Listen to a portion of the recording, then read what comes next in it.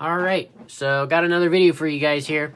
This one is just going to be taking a quick look at the Nexigo 1080p webcam for either a laptop or a desktop computer. And this works with both Mac OS as well as Windows. It's a fairly simple packaging.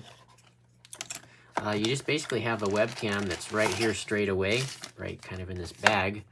So it comes with a standard USB type A connector on one end and a fairly long set of cable, which is nice.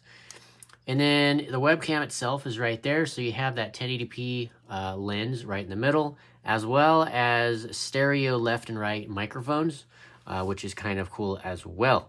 And then you've got a couple of different indicator lights. You've got a power indicator, as well as a record indicator to let you know if the camera is on and or recording. And then you have another little icon over here that looks to be a wireless or Wi-Fi icon. Not entirely sure what that does at this point. I'll kind of have to dig more in depth on that and see why there's a Wi-Fi icon on this thing. But anyway, so there's that. And then you also, it does include this little privacy cap. So you can kind of push it like this and open it up.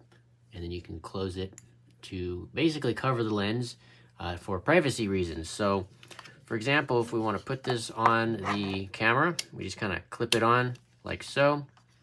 And then you can open it up and you can straight away start using the webcam and things like that.